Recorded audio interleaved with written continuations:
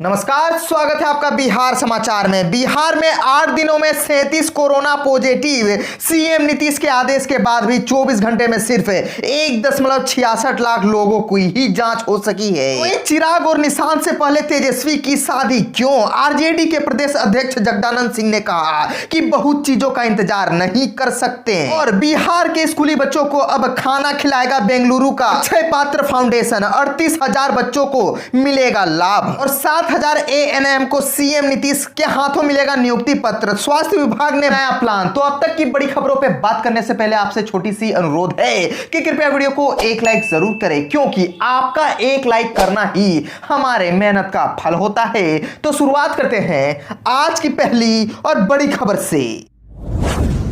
बिहार में 8 दिनों में 37 कोरोना पॉजिटिव। सीएम नीतीश के आदेश के बाद भी 24 घंटे में सिर्फ 1.66 लाख लोगों की ही जांच। ओमिक्रॉन के खतरे के बीच कोरोना डरा रहा है। दिसंबर में खतरा कुछ ज्यादा ही दिख रहा है। 8 दिनों में 37 नए मामले में चिंता बढ़ा दी है। यह हाल तब है जब सीएम के आदेश के बाद भी स्वास्थ्य विभाग 2 लाख जांच नहीं कर पा रहा है। जांच बढ़ाई जाए तो मामले भी बढ़ जाएंगे। बिहार में एक्टिव मामलों की संख्या हर दिन बढ़ ही रही है। बीते 24 घंटे में 9 मामले आने के बाद अब एक्टिव मरीजों की संख्या 35 हो गई है। तेजी से बढ़ते मामलों को लेकर स्वास्थ्य विभाग ने अलर्ट भी अब जारी कर दिया है। जांच की संख्या बढ़ाने के साथ नए वेरिएंट को लेकर सतर्कता का निर्देश है। और बताते चले कि पिछले 24 घंटे में 9 लोगों की रिपोर्ट पॉजिटिव आई है।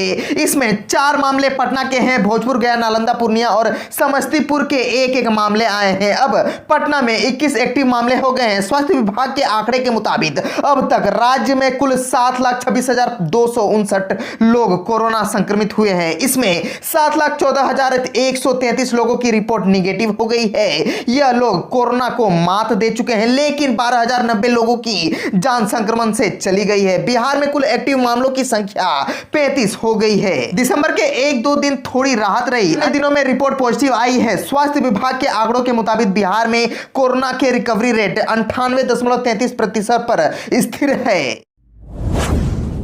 चिराग और निशांत से पहले तेजस्वी की शादी क्यों? आरजेडी के प्रदेश अध्यक्ष जगदानंद सिंह ने कहा बहुत चीजों का इंतजार नहीं कर सकते। पूर्व मुख्यमंत्री राबड़ी देवी ने तेजस्वी यादव की शादी से जुड़े सवाल के जवाब में एक बार कहा था कि रामविलास पासवान के बेटे चिराग पासवान और नीतीश कुमार के बेटे निशांत कुमार की शादी पहले हो जाए। दोनों तेजस्वी से बड़े हैं, लेकिन अब शादी के मामले में तेजस्वी ने दोनों को पीछे छोड़ दिया है। इस पर आरजेडी के प्रदेश अध्यक्ष जगदानंद सिंह ने कहा कि नीतीश कुमार के बेटे निशांत और रामविलास पासवान के बेटे चिराग को तेजस्वी बड़ा भाई मानते हैं। उनको इंतजार था कि दोनों की शादी हो जाए, पर बहुत चीजों का इंतजार नहीं किया जा सकता। लालू प्रसाद के बाकी सभी बच्चों की शादी हो चुकी है। छोटी बेटी की शादी भी वर्षों पहले हो चुकी है। तेजस्वी ने जीवन साथी को पसंद किया है। लालू प्रसाद और राबड़ी देवी ने सहमति दी है। मेरा बहुत आशीर्वाद है। उन्होंने कहा कि वादा अगर है तो वादा खिलाफी नहीं होनी चाहिए। प्रेम है तो एक साथ जीवन निभाना चाहिए। राम मनोहर लोहिया कहते हैं वह आदमी सबसे गलत है जो किसी भी महिला के साथ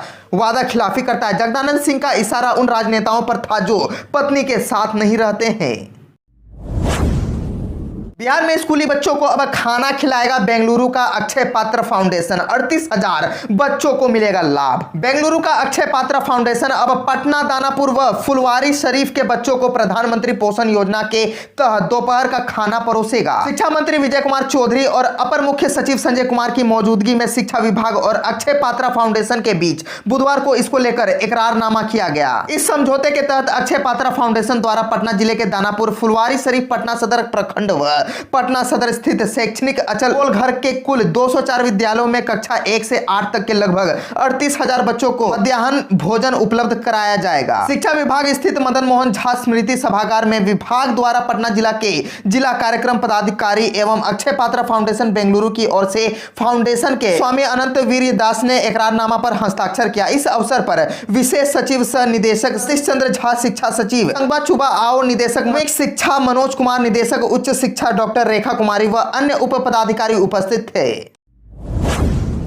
तो एक एक गुड न्यूज आ रही है कि 7000 एएनएम को सीएम नीतीश के हाथों मिलेगा नियुक्ति पत्र। स्वास्थ्य विभाग बनाया प्लान। बिहार के नवयुक्त एएनएम को स्वास्थ्य विभाग द्वारा आयोजित राज्य स्तरीय समारोह के नियुक्ति पत्र दिए जाएंगे। मुख्यमंत्री नीतीश कुमार के हाथों से नियुक्त एएनएम को नियुक्ति पत्र वितरित किया जाएगा। स्वास्थ्य विभाग के आधिकारिक सूत्रों ने बताया कि हाल ही में तकनीकी सेवा चयन आयोग के माध्यम से एएनएम के पद के लिए अभ्यर्थियों की नियुक्ति की अनुशंसा स्वास्थ्य विभाग को भेजी गई है।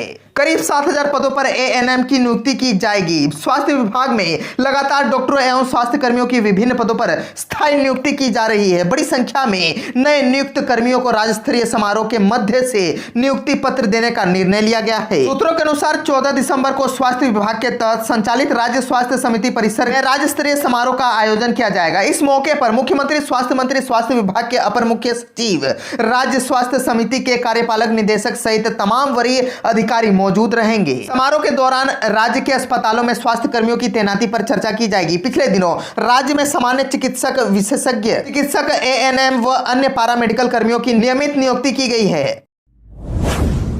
जातीय जनगणना पर डिप्टी सीएम और संजय मिलेंगे नड्डा से। राष्ट्रीय अध्यक्ष से मिलकर बीजेपी का स्टैंड समझेंगे दोनों। नीतीश कुमार का तेजस्वी से बार बार मिला नहीं आ रहा रास। बिहार के डिप्टी सीएम तारकिशोर प्रसाद आज बीजेपी के राष्ट्रीय अध्यक्ष जेपी नड्डा से मुलाकात करेंगे। उनके साथ बिहार बीजेपी के प्रदेश अध्यक्ष संजय जायसवाल भी होंगे। माना जा रहा है कि बीजेपी के राष्ट्रीय अध्यक्ष से मुलाकात कर यह दोनों नेता जातीय जनगणना के मसले पर पार्टी का स्टैंड समझेंगे। राष्ट्रीय अध्यक्ष जेपी नड्डा बताएंगे कि बिहार में जातीय जनगणना को लेकर पार्टी क्या रुख अपनाएगी। हालांकि बताया जा रहा है कि लगातार बीजेपी के नेता एक दूसरे पर आरोप प्रत्यारोप कर रहे हैं। इसको लेकर केंद्रीय नेतृत्व नाराज चल रहा है। उस मसले को लेकर जेपी नड्डा तारकिशोर प्रसाद और संजय जायसवाल से बातचीत करेंगे और जरूरी निर्देश भी देंगे। बिहार बीजेपी कभी हां कभी ना में फंसी हुई है। बात यह है कि जातीय जनगणना को लेकर बीजेपी पूरी तरह से असमंजस की स्थिति में है। बिहार में मुख्यमंत्री नीतीश कुमार के साथ कदम से कदम मिलाकर चल रही है। बीजेपी सीएम नीतीश कुमार को भी नाराज नहीं करना चाहती है। वहीं पीएम नरेंद्र मोदी की तरफ से साफ तौर पर यह कह दिया गया है कि देश में जातीय जनगणना नहीं हो सकता है। केंद्र सरकार जातीय जनगणना कराने में कोई दिलचस्पी नहीं रखती है। बिहार बीजेपी के नेता खासे परेशान हैं। उनकी परेशानी यह है कि वह केंद्रीय नेतृत्व को भी नहीं कहना चाहते हैं, उनके विरोध नहीं जाना चाहते हैं। गोपालगंज में पाकिस्तानी आतंकवादियों से जुड़े संदिग्ध को एनआईए ने दबोचा। पाकिस्तानी आतंकवादियों से कनेक्शन रखने के आरोप में एनआईए ने गोपालगंज के मांझागढ़ थाने के पथरा गांव से संदिग्ध जफर अब्बास को गिरफ्तार किया है। टेरर फंडिंग से जुड़े मामले में उसकी गिरफ्तारी की खबर है। पकड़ा गया युवक स्वर्गीय मोहम्मद हसमुल्ला का पुत्र है। उसके पास से एनआईए ने 2 लैपटॉप, 6 मोबाइल व उन्हें ही सिम कार्ड बरामद किए हैं। सूत्रों के अनुसार एनआईए को सूचना मिली थी कि गोपालगंज जिले के मांझागढ़ थाने के पथरा गांव युवक जफर अब्बास टेरर फंडिंग से जुड़े पाकिस्तानी आतंकवादियों से संपर्क में है। इसके बाद एनआईए की टीम उसके बारे में जांच पड़ताल करने लगी। स्थानीय थाने की पुलिस की मदद से युवक पर नजर रखी जा रही थी। पहले साइबर क्राइम से जुड़े मामले की तफ्तीश की गई। बाद में एनआईए को पता चला कि पाकिस्तानी आतंकवादियों से उसका कनेक्शन है। टेरर फंडिंग के साक्ष्य हाथ लगने के बाद एनआईए की टीम मंगलवार को पथरा गांव पहुंची और जफर को गिरफ्तार कर लिया। सूत्रों के अनुसार एनआईए टेरर फंडिंग से जुड़े कांड संख्या 30-21 दर्ज कर छानबीन कर रही है। इसी केस के अनुसंधान के दौरान जफर अब्बास का नाम आया था। युवक को गिरफ्तार करने के बाद एनआईए उसे लेकर दिल्ली के लिए रवाना हो गई। ज्ञात हो कि इसके पूर्व भी एनआईए ने बेदार बख्त उर्फ धन्नू राजा को आतंकी गतिविधियों में संलिप्त होने के आरोप में वर्ष 2017 में गिरफ्तार किया था। धन कुबेर निकले उत्पाद अधीक्षक। पटना में 1 बीघा फार्म हाउस, 15 बैंक खाते, 23 प्लॉट, नोट गिनने की मशीन भी मिली। शराब माफिया से सांठगांठ कर अवैध कमाई करने के आरोप में मोतिहारी के उत्पाद अधीक्षक अविनाश प्रकाश पर कार्रवाई हुई है। विशेष निगरानी इकाई ने आय से अधिक संपत्ति का मामला दर्ज करने के बाद बुधवार को उनके 3 ठिकानों पर छापेमारी भी की। पटना, मोतिहारी और खगड़िया में हुई छापेमारी के दौरान करोड़ की चल अचल संपत्ति से जुड़े दस्तावेज भी मिले हैं। पटना में फार्म हाउस नामा मकान के अलावा अन्य जगहों पर भी संपत्ति पाई गई। जेसीबी और नोट गिनने की मशीन भी बरामद हुई है। उन पर शराब माफियाओं से सांठगांठ का भी आरोप है। एसवीयू के मुताबिक अविनाश प्रकाश खगड़िया के चित्रगुप्त नगर राजेंद्र नगर स्थित डीएवी चौक के रहने वाले हैं। इन पर पद का दुरुपयोग कर अपने सेवा काल में ज्ञात स्रोतों से काफी अधिक धन संपत्ति अर्जित करने का प्रमाण मिला है। और बताते चले कि काले धन को सफेद बनाने के लिए उन्होंने परिजनों दोस्तों और मित्रों के साथ अन्य माध्यमों से मनी लॉन्ड्रिंग का भी प्रयास किया। खगड़िया स्थित घर के अलावा पटना के कुरकुरी के आलीशान मकान और मोतिहारी के छितौना थाना के छोटा बरियारपुर स्थित राधिका कुंज के घर की तलाशी ली गई। एसवीयू के अनुसार अविनाश प्रकाश का पटना में फुलवारी शरीफ स्थित कुरकुरी फार्म हाउस नामा मकान बना रखा है। यह करीब 1 बीघे में फैला हुआ है और यहाँ तमाम सुविधाएं मौजूद है। तलाशी के लिए जब टीम पहुंची तो खूबसूरत बगान, 10 गाय का खटाल, कई नौकर चाकर भी काम करते मिले। यहाँ तलाशी के दौरान नोट गिनने की मशीन भी मिली। इसके अलावा पटना में एक फ्लैट खरीदने का सहमति पत्र भी बरामद हुआ।